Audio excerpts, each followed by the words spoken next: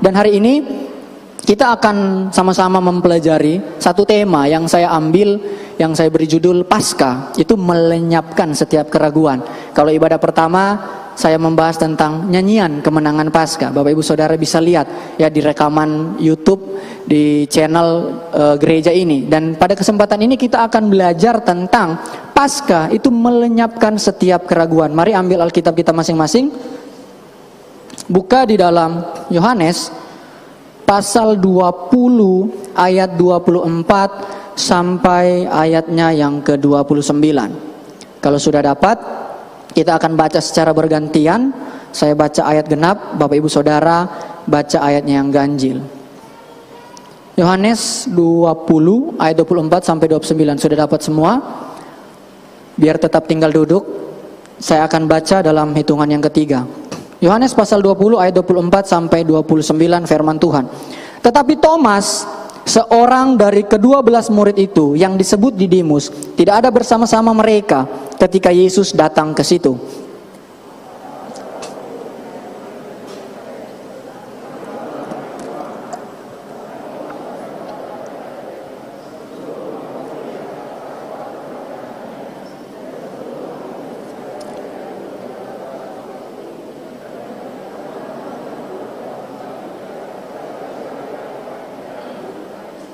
Delapan hari kemudian murid-murid Yesus berada kembali dalam rumah itu, dan Thomas bersama-sama dengan mereka. Sementara pintu-pintu terkunci, Yesus datang dan berdiri di tengah-tengah mereka dan berkata, "Damai sejahtera bagi kamu."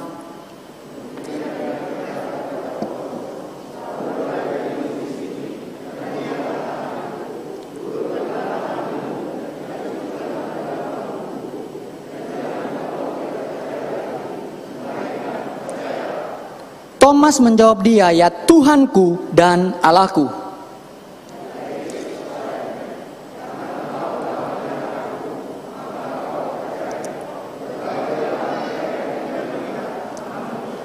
Puji nama Tuhan, berbahagialah yang membaca, merenungkan, serta melakukan kebenaran firman Tuhan.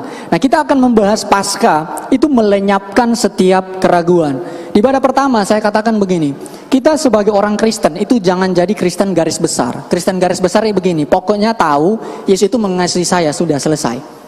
Dia tanpa mengetahui mengapa Yesus mengasihi saya, untuk apa Yesus mengasihi saya. Kita tidak pernah rindu untuk lebih dalam lagi, mengetahui, mengenal siapa Allah yang kita sembah. Makanya kita jadi Kristen garis besar. Itu sebabnya kita kehilangan poin utama, pesan-pesan Tuhan yang indah dari setiap peristiwa yang berkaitan dengan pribadi Yesus.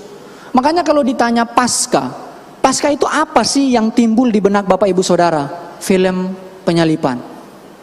Pasti cuma itu. Ataupun ketika berbicara Paskah memang kita sedih, tetapi tidak memberikan satu perubahan di dalam kehidupan kita. Karena memang peristiwa Paskah itu tidak mendarah daging, tidak kita cermati secara baik, sehingga hal itu menjadi sesuatu yang berharga, bernilai di dalam kehidupan kita. Makanya saya mau katakan, Paskah itu jangan dijadikan sesuatu hal rutinitas tahunan. Ya, kita identik dengan kalau anak-anak sekolah minggu cari telur, kemudian mungkin ada lomba-lomba, ada kegiatan apapun itu. Jangan hanya berputar-putar kepada hal itu, tetapi kita harus rindu, ada pesan apa yang Allah rindu untuk kita tangkap dari peristiwa Paskah. Itu sebabnya sederhananya begini, kalau Paskah Bapak Ibu Saudara, setidaknya kalau kita melihat salib, kita hanya jangan berhenti kepada mengatakan saya melihat itu kasih Allah. Memang itu betul. Tetapi salib juga sebagai sebuah pengingat bagi saudara dan saya bahwa kita tidak berdaya menghadapi yang namanya dosa. Kita tidak berdaya. Itu sebabnya setiap orang, siapapun dia, itu memerlukan Yesus di dalam hidupnya. Kalau kita tidak ada Yesus di dalam kehidupan kita, mungkin saja kita terkenal sebagai orang yang sangat baik, orang yang sangat perhatian dengan orang-orang di sekeliling kita. Tetapi kalau tidak ada Yesus di dalam kehidupan kita, apa bedanya kehidupan kita sebagai orang percaya, orang Kristen dengan orang-orang di luar sana? Saya katakan, jemaat Tuhan, setiap datang beribadah, apa motivasi Anda duduk di tempat ini? Kita mulai evaluasi satu persatu. Kalau motivasi Anda agar supaya saya dapat jawaban atas setiap masalah, itu tidak salah, tapi Anda tidak akan bertumbuh. Kenapa? Bagaimana kalau masalah Anda tidak dijawab? Oh, saya mau cari penguatan karena penyakit yang saya alami ini sudah tidak ada harapan. Bagaimana kalau Anda tidak kunjung disembuhkan? Anda akan kecewa. Makanya datang di rumah Tuhan, motivasi utama dalam kehidupan kita, engkau harus rindu menikmati pribadi Yesus di dalam hidupmu. Itu motivasi utamanya. Kalau engkau rindu menikmati Yesus, datang ingin dengar Yesus, ingin mengenal Yesus, maka Anda ada di tempat ini adalah waktu-waktu berharga yang engkau investasikan, yang Bapak Ibu Saudara tabung untuk sesuatu yang bernilai kekal. Menjadi berkualitas kehidupan kita. Apalagi kalau cuma datang absen. Wah, rasa nggak enak kalau hari Minggu nggak ke gereja. Nanti gembala bilang apa? Tetapi badan kita ada di sini, pikiran kita nggak tahu ada di mana. Kalau kita orang-orang seperti itu, datang sama, pulang lebih parah. Makanya kita harus berusaha, Bapak Ibu Saudara, melihat peristiwa Paskah, sehingga kalau pesan ini benar-benar kita miliki, maka kita akan menjadi orang-orang yang penuh dengan ucapan syukur. Bahwa persoalan yang saya tidak bisa selesaikan, yaitu dosa, Yesus sudah selesaikan di kayu salib. Anda punya banyak uang, tidak menjamin Anda untuk hidup bebas dalam dosa. Anda punya kekuasaan, Anda punya materi yang berlimpah, apapun itu, rumah, dikasih CCTV yang banyak, tidak dapat menguasai anak-anak Anda. Tetapi kalau Bapak Ibu Saudara tanamkan cinta akan Yesus dalam hidupnya, anak-anak Anda mau kemanapun, suami mau kemana, istri mau kemana, ada rasa aman. Karena Yesus ada bersama dengan mereka. Satu kesaksian, ada seorang yang saya bilang cukup diberkati Tuhan. Ya, dia melayani, terbeban, bantu pekerjaan Tuhan di mana-mana. Tetapi ketika anaknya sekolah di luar negeri, ada rasa khawatir. Kenapa? Dia tahu anaknya bukan seorang yang mencintai Yesus. Artinya, urusan mengenal Yesus itu urusan pribadi, tidak bonceng, Bapak Ibu Saudara. Saya pun sebagai hamba Tuhan tidak menjamin anak saya itu hidup takut akan Tuhan. Tidak menjamin. Itu sebabnya saya harus apa? Berusaha. Berusaha sejak dini. Bahkan sekarang anak saya umur 2 tahun 6 bulan, malah mau doa saya suruh pimpin renungan. Walaupun saya yang tuntun. Karena saya takut melihat zaman ini, wah sangat-sangat mengerikan. Tetapi ketika saya memandang salib Tuhan, keraguan, ketakutan itu hilang di dalam kehidupan saya. Dan kalau kita melihat ya aktor di dalam peristiwa ini,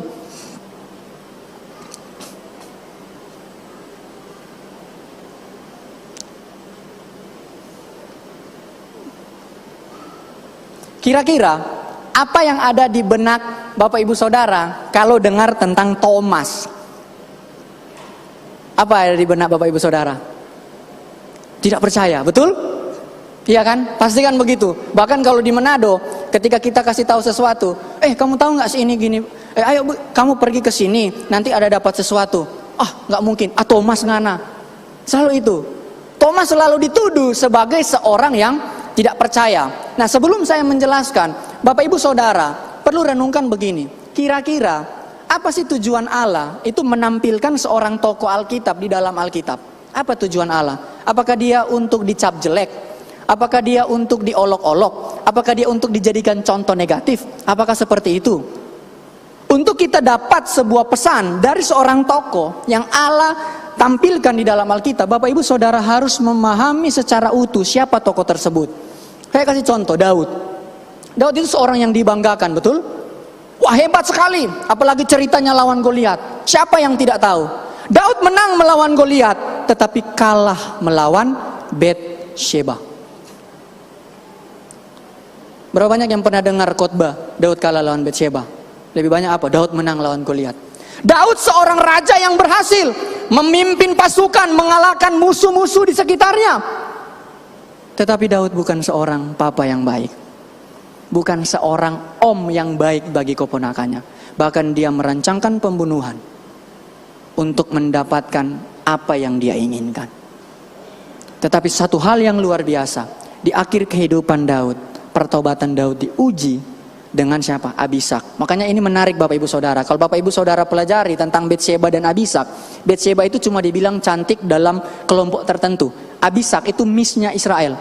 Tetapi Alkitab mencatat Daud tidak berbuat dosa. Jadi kalau ada orang bertobat, oh saya sudah bertobat nih Pak Pendeta, Ibu Gembala, saya memang dahulu suka main judi, suka melakukan yang tidak baik, tapi sekarang saya sudah bertobat. Tapi sekian waktu kemudian dia jatuh ke dalam dosa yang sama, pertobatannya diragukan. Bahkan pertobatannya yang kedua itu harus diragukan. Kenapa? Coba lihat orang kalau korupsi. Ketika korupsi yang pertama itu ketangkap, ketika dia mau korupsi yang kedua, lebih rapi atau lebih serampangan? Lebih rapi kan? Pasti lebih rapi. Sama. Karena di gereja saya, gembala, hamba-hamba Tuhan tidak dapat melihat Bapak Ibu Saudara benar-benar menerima Tuhan sebagai juru selamat dalam hidupmu. Makanya yang mau baptis hari ini saya lihat, pastikan engkau mengaku dalam hati, kemudian mulut. Kita hamba Tuhan hanya tahu mulut. Oh iya, lihat setia melayani, tapi saya tidak tahu, manusia tidak tahu dalam hatimu. Engkau menerima Yesus sebagai Tuhan dan juru selamat benar-benar atau tidak. Nah, dan Thomas sering dituduh tidak percaya. Jadi kalau kita melihat Thomas ya, Yohanes itu menarik sekali mencatat. Dia bilang apa? Thomas, seorang dari ke-12 murid itu yang disebut Didimus, tidak ada bersama-sama mereka ketika Yesus datang ke situ. Kalau Bapak Ibu Saudara lihat ada terjemahan yang beda, itu saya menerjemahkan langsung dari teks asli supaya membantu Bapak Ibu Saudara melihat penekanan-penekanan dalam teks tersebut. Nah, Anda hanya akan menemukan di dalam Injil Yohanes disebut Thomas itu Didimus. Bahkan kalau kita kejar lagi ada indikasi Thomas ini ada saudara kembar. Ya, jadi Yohanes menyebut dia Didimus. Kenapa tidak ada di Injil lain? Ini memberikan informasi bahwa Rasul Yohanes itu mengenal siapa Thomas. Jadi dia bukan hanya dalam kelompok murid, tetapi ada kedekatan pribadi secara personal antara Thomas dengan Rasul Yohanes. Makanya Yohanes menyampaikan dia adalah Didimus. Artinya setiap informasi yang Alkitab tampilkan itu ada pesan bagi kita. Jadi Thomas itu disebut Didimus. Artinya Rasul Yohanes kenal siapa Thomas. Nah, kalau kita bilang dia tidak percaya, memang tidak begitu banyak fakta. Tetapi dalam Injil Yohanes 11 ayat 14, ayat 16, ketika Yesus merasa ada dalam masalah ketika pada waktu itu, dia mulai dilaporkan, dicari-cari persoalannya, dicari-cari salah untuk ditangkap, untuk dijatuhi hukuman. Thomaslah orang yang bilang apa? Ayo kita ke Betania dan mati bersama dengan dia. Di saat murid-murid lain ketakutan, Thomas mengeluarkan ungkapan itu dan Yesus tidak membantah Thomas. Kemudian yang kedua, Yohanes 14 ayat 5, akibat pertanyaan Thomas, Yesus menjawab sebuah jawaban yang membuktikan bahwa Yesus adalah Allah sejati. Akulah jalan, kebenaran dan hidup. Itu ayatnya yang ke-6. Akibat apa? Thomas ini bertanya. Nah, artinya ada sesuatu hal yang spesial daripada Thomas yang berbeda dengan murid-murid lain. Kalau kita bandingkan dengan Filipus, ketika Yesus bilang apa? Filipus beri makan. Filipus bilang apa? Roti 200 dinar ini nggak cukup memberi makan 5.000 orang. Ada seperti miskomunikasi di sana. Nah, mari kita maju lagi. Jadi, apakah Thomas seorang yang tidak percaya, Bapak Ibu Saudara? Nah, ini berapa tahun ya kita dengar Thomas ini tidak percaya. Dan sejak saya sekolah minggu, saya sudah dengar Thomas ini tidak percaya. Nah, kita lihat latar belakang ayat ini. Ayat ini bilang begini, tetapi Thomas, satu dari ke-12 murid, dia yang disebut Didimuslah, tidak bersama-sama mereka ketika Yesus datang. Ayat 25, maka murid yang lain berkata, saya kasih garis merah, murid lain berkata kepadanya, mereka sudah melihat Tuhan. Ya. Jadi murid-murid mengatakan mereka sudah melihat, garis bawahi kata melihat. Tetapi ia berkata kepada mereka, ingat penekanannya, mereka berkata, Thomas berkata juga kepada mereka, jika aku tidak melihat di dalam tangannya bekas paku itu, dan aku telah meletakkan jariku ke dalam bekas paku itu, dan aku meletakkan tanganku ke dalam samping tubuh atau lambung, aku mustahil telah percaya. Coba sejenak kita renungkan statement dari Thomas ini. Apakah ini bentuk seorang yang tidak percaya? Atau malahan kita harus jadi Kristen seperti Thomas? Coba kita renungkan, kita lihat. Saya mau katakan, Thomas ini bukan tidak percaya, tetapi ada keraguan di dalam dirinya. Bedakan percaya, tidak percaya. Tidak percaya itu antitesis dari percaya. Teis itu percaya ada Tuhan. Ateis menolak keberadaan Tuhan. Jadi lawan kata percaya itu sebenarnya ragu. Bahkan dalam bahasa Indonesia ada 13 padanan kata untuk lawan kata dari percaya. Jadi sebenarnya di dalam diri Thomas itu ada keraguan, bukan tidak percaya. Apalagi Thomas sering dibilang tidak punya iman. Wah, ini parah sekali saya bilang. Saya kadang kalau dengar-dengar seperti ini, saya bilang kalau murid-murid Yesus dan tokoh-tokoh Alkitab masih ada hari ini, pendeta itu banyak kena somasi, Bapak Ibu Saudara. Pencemaran nama baik. Karena baru beberapa minggu lalu saya dengar ada pengkhotbah, dia bilang apa? Petrus itu dungu katanya. Saya bilang, karena sudah ditanya 3 kali, Petrus tetap jawab hal yang sama. Nah, inilah penyelidikan Alkitab yang tidak bertanggung jawab. Itu sudah disomasi kalau murid-murid ada saat hari ini. Nah, jadi Thomas sebenarnya yang Thomas ragukan di sini itu bukan berita tentang Yesus sudah bangkit, tetapi para pembawa berita tentang kebangkitan Yesus. Thomas bukan ketika dengar, oh Yesus sudah bangkit, Thomas bukan langsung bilang, saya tidak percaya. Bukan, tetapi Thomas bilang, ia berkata kepada mereka. Jadi yang Thomas ragukan, murid-muridlah yang membawa berita tentang kebangkitan Yesus. Mereka yang Thomas ragukan, bukan setiap perkataan Yesus. Jadi ketika Thomas mendengar hal ini, Thomas punya alasan. Bahkan sebenarnya kalau kita perhatikan, jika aku tidak melihat, aku telah meletakkan. Sebenarnya ini permintaan positif, Bapak Ibu Saudara. Seperti contoh ya, ada saudara Bapak Ibu Saudara yang tempat ini mungkin dari luar negeri. Terus saya nggak kenal orang ini. Tiba-tiba saya cuma dengar-dengar cerita. Terus saya bilang ke ada Bapak Ibu Saudara tempat ini, katakanlah si Albert. Si Albert sudah datang loh dari luar negeri. Nah, saya kan nggak kenal dia. Pasti Bapak Ibu Saudara begini, kamu tahu dari mana? Sebelum kita lihat, saya nggak akan percaya gitu loh. Nah, tetapi kalau Ibu Gembala yang ngomong, si Albert udah pulang, percaya nggak? Pasti percaya. Karena orang ini sudah kita kenal dengan baik. Nah, jadi ada sebuah pengenalan dari Thomas yang membuat Thomas ragu tentang pemberitaan ini. Makanya dia mengajukan sebuah tuntutan positif bagi murid-murid untuk membuktikan perkataan mereka. Kenapa Thomas begini, Bapak Ibu Saudara? Ini persoalannya. Pengalaman Thomas itu bersama murid-murid yang lain. 3,5 tahun dia itu tidur, bangun, kemanapun pergi bersama murid-murid. Jadi dia mengenal dengan baik siapa teman-temannya ini.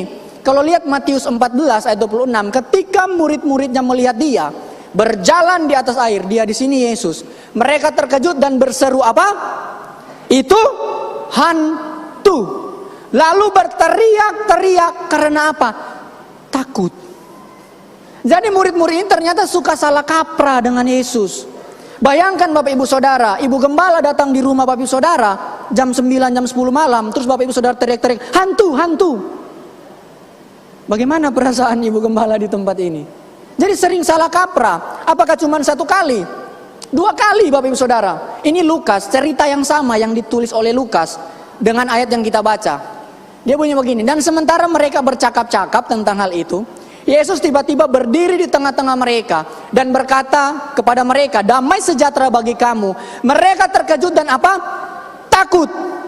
Dan menyangka bahwa mereka melihat hantu. Kurang ajar kayak ini. 2 kali loh. Bahkan kalau kita mau banding pakai timbangan, lebih parah mana antara murid-murid yang lain dengan Thomas?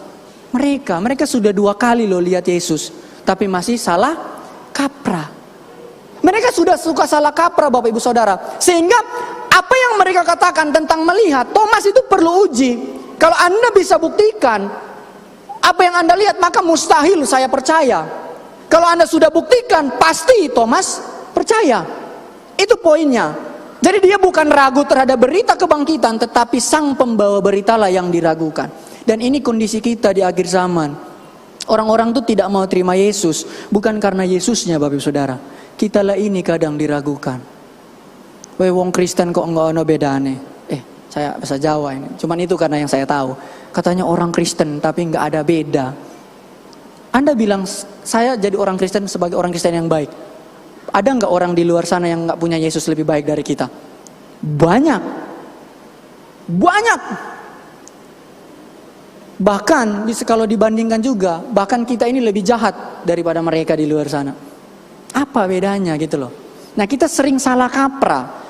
Nah, itu sebabnya kalau kita menuduh Thomas, orang yang tidak percaya, maka sangat keliru. Karena ini persoalan yang mereka bahkan sudah katakan lihat di ayat yang kita baca. Itu menggunakan kata dasar ido. Ya, Alkitab itu setidaknya ada 3 kata melihat dipakai dalam pasal 20. Jadi kalau Bapak Ibu Saudara baca 20 ayat 1, itu ketika Maria Magdalena itu melihat, itu menggunakan kata blepei. Jadi blepei itu lihat fokus pada satu titik. Jadi ketika dikubur, Maria lihat begini, fokus, oh mayat Yesus nggak ada, dia kebingungan. Petrus itu melihat pakai kata teorei itu begini. Jadi ketika Petrus lari, masuk ke kubur, dia cuma begini, nggak ada, langsung keluar. Jadi sekilas melihat.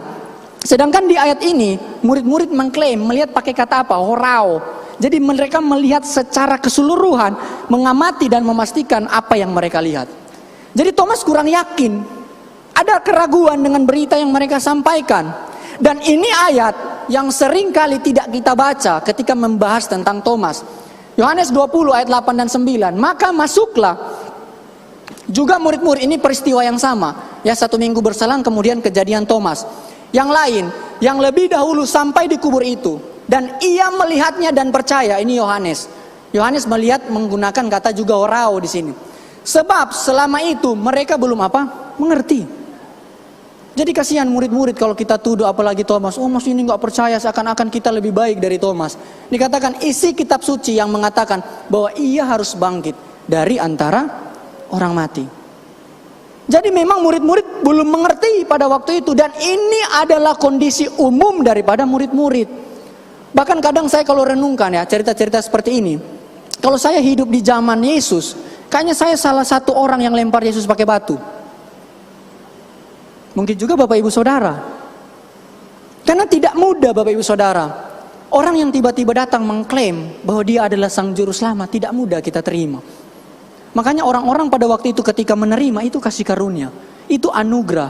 Bahkan Alkitab dengan jelas bilang apa? Bukan kamu yang memilih aku, tetapi akulah yang memilih kamu. Jadi berdasarkan cerita ini, Thomas bukan tidak percaya kepada pribadi Yesus atau kepada berita. Salah satu faktor itu memang mereka belum mengerti. Kedua, Thomas ragu dengan para pembawa berita ini. Jadi pengalaman itulah yang kadang membuat kita ragu. Jadi kalau Bapak Ibu Saudara ikut Tuhan masih ada keraguan, dapat dipastikan Bapak Ibu Saudara tidak mengenal Yesus dengan baik. Tidak mengenal Yesus dengan baik. Makanya ada keraguan. Aduh sudah tua nih, belum dapat jodoh, mulai ragu. Pasrahkan jodohmu ke tangan Tuhan. Amin. Amin. Wah, yang belum ada jodoh keras sekali aminnya. Pasrahkan. Jadi kalau kita mengenal Yesus dengan baik, maka tidak ada keraguan di dalam kehidupan kita. Karena apapun yang Yesus perbuat dalam kehidupan kita, itu yang terbaik bagi kita, membawa kita semakin dekat dan dekat kepada Yesus. Saya mau cerita seperti ini Bapak Ibu Saudara. Ketika Tuhan ingin membentuk kehidupan kita, itu tidak selamanya pakai satu cara. Tuhan itu selalu punya banyak cara. Kadang itu Tuhan seperti kita seekor domba. Dia elus-elus kita. Untuk apa? Membuat kita menjadi tenang, menjadi lebih baik, menjadi domba yang dengar-dengaran. Tetapi kadang kita sudah jadi domba dengar-dengaran, Tuhan itu cambuk. Pakai cambuk. Nah, saya mau katakan jangan lihat cara Tuhan membentuk kita. Lihat akhir daripada proses Tuhan di dalam kehidupan kita. Beberapa waktu yang lalu ya, saya punya kesaksian.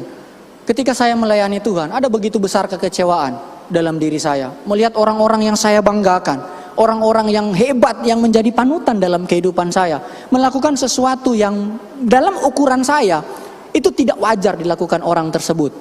Sehingga saya ada satu kekecewaan. Tetapi seiring berjalannya waktu, Tuhan mulai ajar saya Bapak Ibu Saudara. Bahkan lewat orang-orang di sekitar, termasuk Ibu Gembala di tempat ini, memberi terus dorongan kepada saya. Walaupun Ibu Gembala tidak mengenal saya secara akrab, tetapi Tuhan mengizinkan orang-orang di sekitar kita yang tidak terduga untuk menjadi apa? Penolong bagi kita.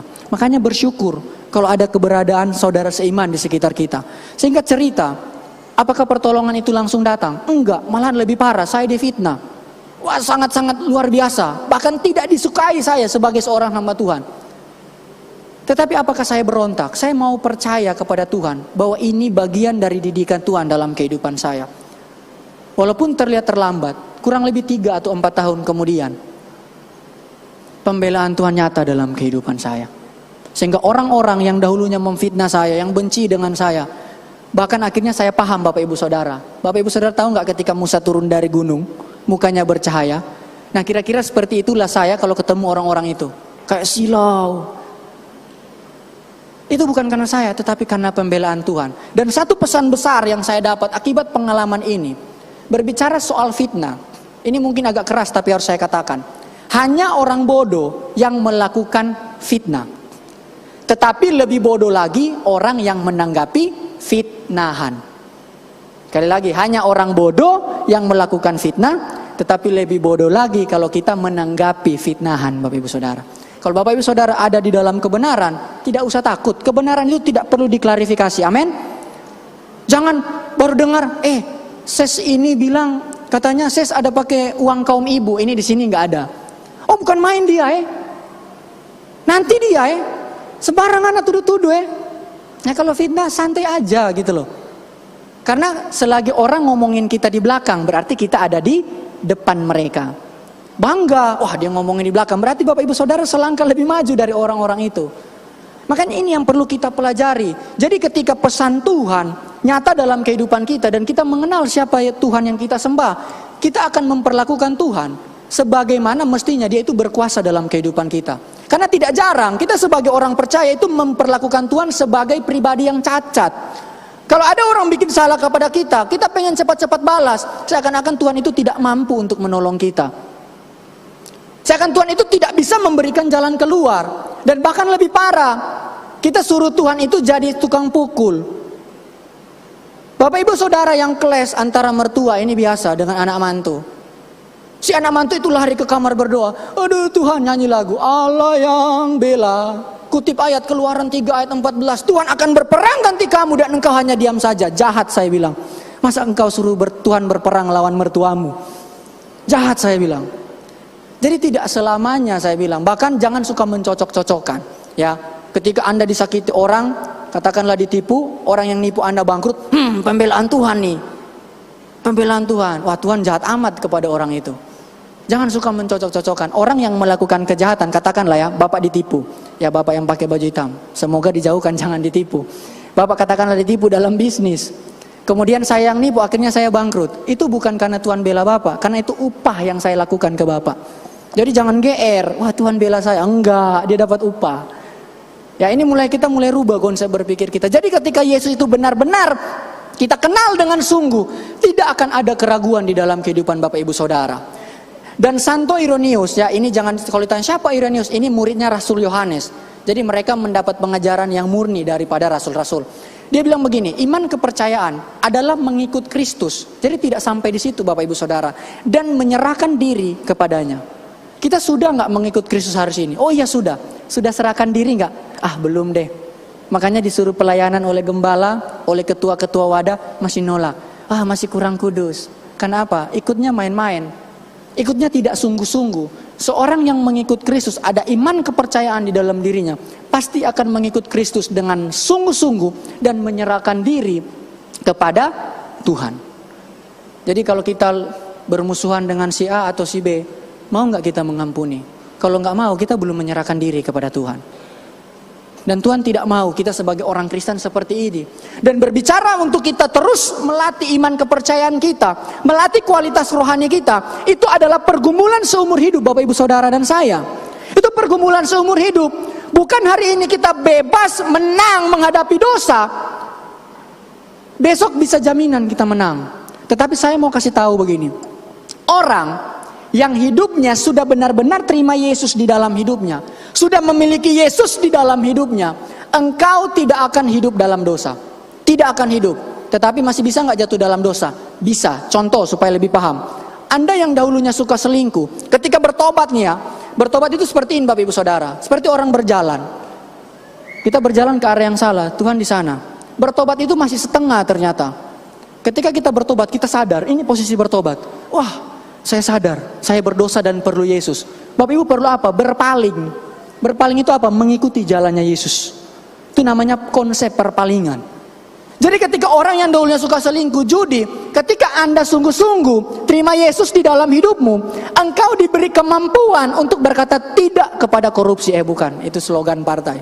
Tidak kepada dosa. Anda diberi kemampuan. Jadi ketika dosa yang sama itu mendekat, Anda jijik Bapak Ibu Saudara. Bukan masih tarik dong, tarik. Jangan pegang, tapi dia ikut terus. Anda jijik diberi kemampuan. Jadi kalau sudah bilang bertobat, tapi masih melakukan hal yang sama, masih hidup dalam dosa, pertobatan Anda itu nipu-nipu. Tidak sungguh-sungguh di hadapan Tuhan. Yang membuat kita berubah, apa yang kita pahami tentang Yesus, seperti itulah yang akan menentukan cara hidup kita di hadapan Tuhan. Yesus seperti apa yang kita pahami? Kalau Bapak Ibu Saudara hanya tahu Yesus itu sebagai customer service, ketika ada masalah Anda hanya tanya, Yesus, masalah saya ini nih, bisa selesaikan gak? Atau Yesus hanya jadi apa? Satpam, saya bilang, penjaga rumah. Ada gak orang Kristen seperti itu? Ada. Berapa banyak dari kita kalau berdoa, Tuhan Yesus mau tidur, tolong jaga rumah. Enak kita tidur, Yesus sudah jaga rumah. Bahkan di combo lagi, berikan petiduran yang nyenyak. Jadi dia mau Yesus itu pijit-pijit kakinya lagi tidur. Nah, secara tidak sadar kita salah memahami Tuhan yang kita sembah. Yesus yang kita sembah di dalam Alkitab bukan pelayan hidup kita, tetapi penguasa hidup kita. Itulah Yesus yang benar.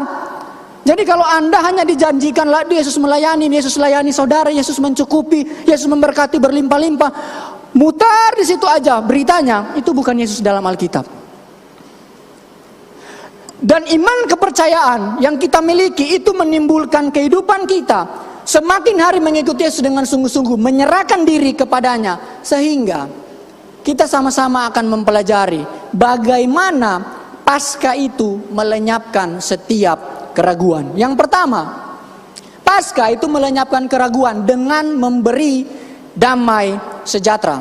Ayat 26. Maka setelah 8 hari murid-muridnya mereka bersama-sama lagi juga Thomas. Jadi murid-murid setelah 8 hari ada dengan Thomas.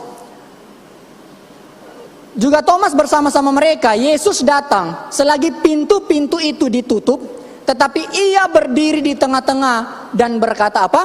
Damai sejahtera bagi kamu. Thomas yang ragu dengan berita Paskah yang disampaikan oleh teman-temannya, Yesus datang tidak langsung menjawab apa yang menjadi kebutuhan Thomas. Bahkan satu hal yang luar biasa, Yesus katakan damai sejahtera bagi kamu, yang dalam bahasa Ibrani Shalom Elohim. Damai sejahtera menyertai kamu, atau Shalom Lekem. Damai sejahtera diberikan bagi kamu. Jadi Yesus ketika dia datang untuk menjawab keraguan Thomas, Yesus tidak langsung kepada inti masalah, tetapi Yesus tahu ada persoalan yang lebih besar yang harus dia selesaikan di dalam diri Thomas dan murid-murid, yaitu berbicara soal apa? Damai sejahtera, soal shalom itu. Makanya memahami sebuah kata di dalam Alkitab, perlunya kita memahami seperti apa yang Alkitab katakan. Jadi Yesus datang dan memberikan shalom. Nah, makna kata shalom di dalam ayat ini bahkan bisa ditelidiki di dalam Alkitab. Pertama, itu disematkan kepada diri Yesus sebagai gelar daripada Yesus. Di mana? Yesaya 9 ayat 5. Dikatakan begini, Wayikra Shemo, dan orang-orang akan memanggil namanya Pele Yowes, penasehat yang ajaib, El Gibor, Allah yang perkasa, Abiat, Bapa yang kekal, Syar Shalom, Raja damai. Jadi berbicara damai itu gelar ketuhanan yang diberikan kepada Yesus. Berarti ini sesuatu yang sangat penting yang harus dimiliki murid-murid, terlebih Bapak Ibu Saudara yang hidup di zaman sekarang. Diberikan sebuah damai.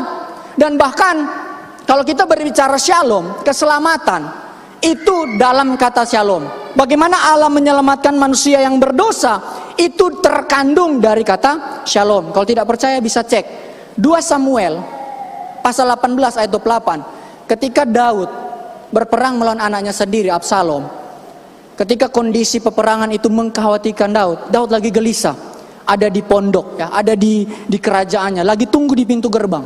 Kemudian seorang penjaga gerbang lihat ada seorang pelari yang datang. Terus dikatakan itu siapa? Kalau dari ciri-cirinya ini Ahimaaz bin Sadok. Ketika Ahimaaz sudah dekat, tahu nggak kata pertama yang Ahimaaz bilang apa? Selamat. Dalam bahasa Ibrani, Shalom. Untuk memastikan apa? Bahwa kondisi prajurit bangsa Israel ketika dalam perang itu dalam kondisi selamat. Ini kata ini, makna kata ini. Jadi ini yang kita perlu, shalom ini. Dan bahkan lebih luar biasa, kata ini memiliki arti apa? Sempurna. Jadi sangat disayangkan kalau kita membatasi sebuah kata dalam Alkitab dalam pengertian yang sempit. Ya, dalam pengertian yang sempit. Jadi ini bukan hanya berkata salam, tetapi memiliki arti ada konsep keselamatan, gelar daripada Yesus sendiri, kemudian berbicara apa? Kesempurnaan. Buktinya, Matius 5 ayat 48. Kalau diterjemahkan di dalam Alkitab bahasa Ibrani, Delete Hebrew New Testament, itu bunyinya begini. Laken heyu shalemim. Karena itu hendaklah kamu sempurna, ka'asir abikem semasamaim. Seperti Bapamu di sorga, shalem hu adalah sempurna. Tidak menggunakan tamim, Bapak Ibu Saudara. Jadi Yesus tahu bahwa ketika ada keraguan di dalam diri Thomas, Yesus harus bereskan dulu. Harus ada damai di dalam diri daripada murid-murid, sehingga mereka kuat di dalam persatuan, di dalam mereka mengiring akan Tuhan. Harus ada damai itu dulu. Makanya ketika orang Kristen kalau mencari damai di luar Yesus, saat itu juga Anda sudah dipastikan gagal mendapatkan kedamaian. Karena tidak ada kedamaian di luar Yesus. Coba lihat bangsa-bangsa yang sudah mengusahakan yang terbaik untuk tidak berperang. Oke, kita damai. Apakah itu damai? Bukan. Itu persyaratan untuk berdamai. Damai itu tidak perlu persyaratan. Damai itu ditentukan bagaimana kondisi suasana dari orang-orang di sekitar kita. Dan bahkan damai itulah yang diberikan Yesus. Sebab Yesus adalah Sar Shalom itu sendiri, Raja Damai. Sehingga ketika dia datang kedua kali, dia memerintah sebagai Raja di atas segala raja. Ada kedamaian di muka bumi. Dan ini harganya mahal, Bapak Ibu Saudara. Anda mau usahakan kedamaian, keluarga yang suka cekcok, suami pulang dari tempat kerja, ya elu lagi. Suami yang tidak betah di rumah, wah istriku cerewet sekali pak, curhat ke teman-teman di Pelpri. Wah, papa mama saya berantem terus di rumah, makanya saya nongkrong terus. Wah, anak saya ini bandel, tidak dengar-dengaran. Tidak ada kedamaian di rumah itu. Mau gak kita mengizinkan Yesus ada di dalam keluarga kita? Damai ini tidak dapat Anda penuhi dengan fasilitas. Tidak dapat Anda penuhi dengan uang saudara. Anda mau beli, tidak dapat. Bahkan seluruh kekayaan yang ada di dalam dunia ini kalau dikumpulkan, tidak dapat memberi damai yang Allah berikan. Makanya sangat bersyukur Bapak Ibu Saudara kita sebagai orang percaya. Walaupun kondisi kita tidak nyaman, walaupun kondisi kita penuh dengan kesesakan ketika ikut Yesus. Dulu yang bicarakan kita, yang ngegosipin kita itu satu orang belum kita setia. Ketika setia jadi 20 orang. Kok makin banyak yang gak suka dengan saya, sudah setia, sudah lurus-lurus, sudah melakukan kebaikan. Tetapi ketika ada damai itu dalam kehidupan kita, kita melihat semua itu sebagai apa? Proses Tuhan membentuk kehidupan kita. Karena ada damai. Orang kalau ada damai, mendengar sesuatu yang tidak enak, dia tidak cepat meledak-ledak. Ada dengar sesuatu yang menyakiti hati kita, kita tidak mudah terlukai. Karena orang ada damai, damai itulah yang menguasai hati kita. Berbicara terlukai, tersakiti itu keputusan Bapak Ibu Saudara. Orang mau hina kita seperti apapun, kalau kita memutuskan, saya tidak mau tersakiti, tersinggung, sakit hati dan sebagainya, kita tidak akan ada dalam kondisi itu. Makanya sebuah keputusan dalam kehidupan kita. Jadi ketika kita ada damai yang daripada Tuhan, kita tidak ragu menjalani hidup ini. Usaha yang dahulunya sebelum COVID naik luar biasa, COVID mulai mundur, mulai bingung, wah mau ngapain nih? Anak muda sebelum COVID ya, mungkin ada yang main saham, ada yang main sekarang lagi ngetren anak muda apa ya, kripto. Wah mau cut loss nih, mau bingung. Kalau ada keraguan dalam hidup kita, kita tidak menggantungkan kehidupan kita kepada hal-hal itu, tetapi kita menggantungkan kehidupan kita hanya kepada Yesus. Dan buktinya, ketika murid-murid itu memiliki damai sejahtera di dalam kehidupannya, saya ambil beberapa saja. Thomas, dia mati dengan mempertahankan imannya kepada Yesus. Tradisi mengatakan dia ditusuk di India. Ada juga yang mengatakan di Yunani. Tetapi terlepas dari mana versi yang benar, tetapi membuktikan murid-murid ketika ada damai, maut sekalipun tidak menggentarkan mereka mengikut Tuhan, memberitakan tentang Yesus. Yohanes digoreng berulang-ulang pakai minyak panas, tidak mati, dia mati di masa tua. Tetapi sampai masa tuanya Tuhan masih memberikan apa? Pewahyuan yang luar biasa bagi gereja Tuhan. Akan ada kesengsaraan yang besar, namun gereja Tuhan dijamin oleh Tuhan. Dalam penderitaan Tuhan berikan hal itu. Bahkan Petrus, ada satu tradisi mengatakan ketika Petrus menghadapi penyiksaan yang besar orang Kristen di Roma, Ya, diadu dengan singa, kemana-mana dibunuh, penerangan lampu di Roma itu orang-orang Kristen dijadikan. Betapa luar biasa penderitaan mereka hari-hari itu. Dan Petrus dia mau lari. Di perjalanan dia bertemu dengan Yesus. Kemudian dalam bahasa Latin dia bilang apa? Quo vadis Domine. Dia tanya, mau kemana ya Tuanku? Terus Yesus jawab apa? Venio Romam iterum crucifigi. Saya ingin kembali di Roma untuk disalibkan kedua kali. Saat itulah hancur hati Petrus. Damai sejahtera melingkupi kehidupannya dan tidak ada keraguan dalam dirinya untuk memberitakan Injil. Sehingga ketika dia disalibkan, dia bilang apa? Saya tidak layak disalibkan seperti Tuhanku. Makanya dia disalibkan terbalik. Nah, damai ini adakah di dalam kehidupan kita, Bapak Ibu Saudara? Kalau damai sejahtera yang daripada Allah itu melingkupi kehidupan kita, walaupun ada persoalan di tengah-tengah jemaat ini, Bapak Ibu Saudara tidak akan menyalahkan Tuhan. Jemaat A berkelahi dengan jemaat B itu sebenarnya biasa.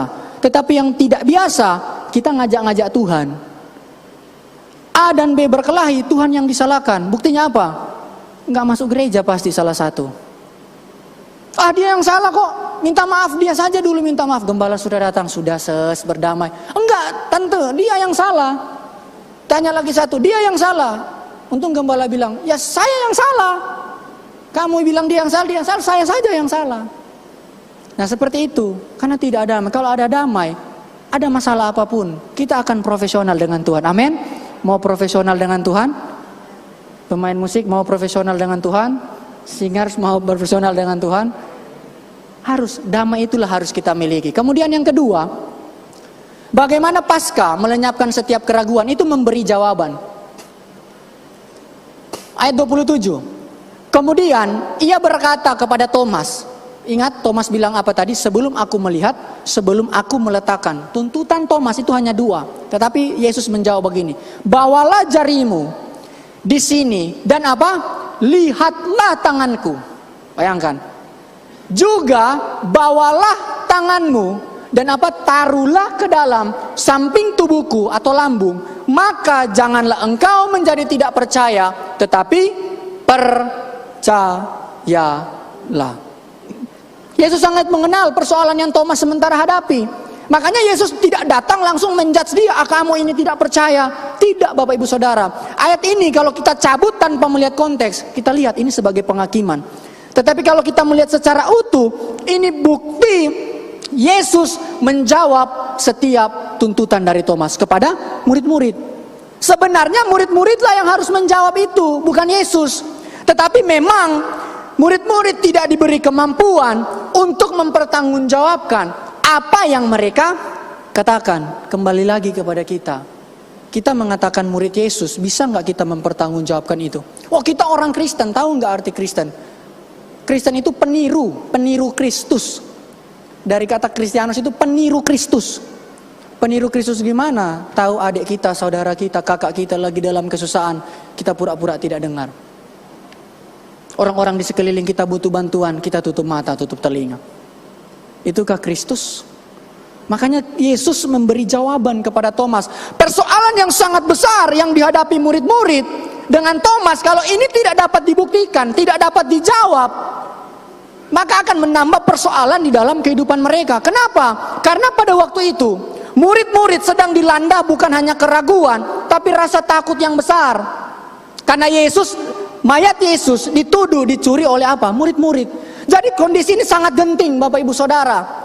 Satu masalah belum selesai, Thomas sudah suruh buktikan. Makin kacau kondisi yang ada di sana. Makanya mereka terkejut. Dikatakan dalam Lukas tadi, ketika Yesus hadir di tengah-tengah mereka. Dan Yesus memberi jawaban kepada Thomas. Jadi saya mau katakan lewat peristiwa ini, mungkin kita sudah berhadapan dengan kemustahilan di hadapan kita. Sesuatu segalanya sudah tidak mungkin. Kita sudah berusaha dengan daya upaya kita, tetapi selalu menempuh jalan buntu. Mungkin itu saatnya kita berhenti dan kita menghadap ke atas dan berkata, Tuhan, ku perlu Engkau dalam hidupmu.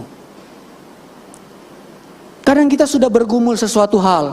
Ya, saya beberapa waktu kemarin menangani sama istri kasus seorang anak Tuhan. Ya, saya masih bilang dia anak Tuhan. Masih cuman tersesat saja hari-hari ini. Dia terlihat baik, terlihat luar biasa, dapat pekerjaan yang sangat baik. Tetapi belakangan ini terbukti dia seorang lesbian, ternyata sudah 3 tahun. Dan mamanya itu sangat terbeban Bapak Ibu Saudara. Sangat sedih melihat kondisi anak ini. Sebab mamanya ini orang yang setahu saya bangun tiap pagi berdoa. Ya setialah pokoknya lah. Pokoknya ibu-ibu Pantai Kosta mula-mula lah. Jadi syok lihat kondisi anaknya. Dan satu ketika di konseling, dikuatkan tentang persoalan ini. Ada satu jemaat, padahal jemaat awam. Dia bilang apa? Ibu, kalau persoalan sudah dikasih ke Tuhan, biar Tuhan yang jawab. Tidak usah pikir-pikir. Nah kadang ternyata seperti itu Bapak Ibu Saudara. Jawaban itu kunjung tidak datang dalam kehidupan kita. Kita bergumul, Tuhan saya mau bergumul nih. Sudah sekian tahun bergumul buat suami saya, buat anak-anak saya, istri saya. Tetapi ketika kita kasih ke tangan Tuhan pergumulan kita masih ambil lagi. Kita tidak mempercayakan sepenuhnya untuk Tuhan menjawab setiap persoalan kita. Dan saya mau katakan lewat peristiwa ini, tidak ada persoalan yang lebih besar yang tidak dapat terselesaikan ketika kita bersama Tuhan. Amin. Dan ini persoalan biasa Bapak Ibu Saudara. Coba lihat ya, kalau kita bilang Thomas tidak percaya, Gideon, Hakim-Hakim pasal 6. Kalau Thomas masih murid-murid yang bilang, dia ragu. Gideon yang bilang siapa? Malaikat Tuhan, Malak Yahweh. Kalau Malak Yahweh itu representasi keberadaan Allah. Jadi seperti Allah sendiri yang menyampaikan firman kepada Gideon. Tetapi Gideon masih apa? Minta tanda. Kenapa Anda tidak mengatakan, Anda ini Gideon? Kita bilang apa? Anda ini Thomas. Jadi meminta tanda. Nah ini ternyata natur atau kebiasaan kita sebagai manusia yang berdosa. Kondisi kita sebagai manusia, ada begitu banyak keraguan. Jadi kalau belum dapat tanda, kayak belum serak gitu loh ikut Tuhan. Doa harus tanda dulu. Bahkan ada satu kelucuan ya. Ini jemaat di tempat ini jangan seperti itu. Ada satu ibu, saking suka berdoa. Makanya saya bilang, berdoa tanpa menyelidiki firman itu mistis. Menyelidiki firman tanpa berdoa itu ilusi. Jadi yang betul mana? Jangan pisah-pisahkan kedua hal ini. Karena Anda kalau suka berdoa tidak suka baca Alkitab, Anda jadi mistis, jadi klinik perdukunan. Nah ada seorang ibu, saking suka berdoa. Kenapa saya tahu dia tidak suka firman? Karena dia tersesat. Dia ngomong begini, Pak Pendeta, saya mau kasih masuk anaknya sekolah katanya. Tapi katanya masih bergumul, mau di sekolah mana? Lah saya bilang, tinggal masukkan aja toh. Artinya begini, jangan Anda bawa persoalan yang sebenarnya bisa diselesaikan di tingkat RT itu kepada Tuhan. Hal-hal sepele seperti ini kan ya sudah, tinggal masukin aja. Kalaupun butuh biaya didoakan. Bukan masih mau pilih, mana ya kehendak Tuhan ya, mau BPK atau Kalam Kudus. Ya sudah, mana yang terbaik dekat rumah itu kasih masuk aja, nggak usah bawa kepada Tuhan. Masa mesti tanya Tuhan hanya soal anak sekolah. Bahkan ada ya anak-anak sekolah Alkitab, ketika dia selesai, dia tanya ke saya, Kak Rian, saya mau ngambil teologi. Terus saya bilang, kenapa nggak ngambil? Masih berdoa, nggak usah tanya Tuhan, tanya saya, boleh apa enggak? Saya jawab boleh.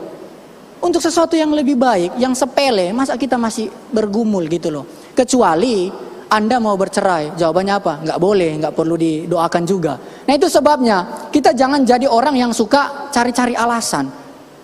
Nah lewat firman Tuhan ini, ketika kita membutuhkan sesuatu, dan kita mengenal bahwa peristiwa Paskah itu melenyapkan setiap keraguan, kita yakin Yesus sanggup menjawab setiap persoalan kita. Amin.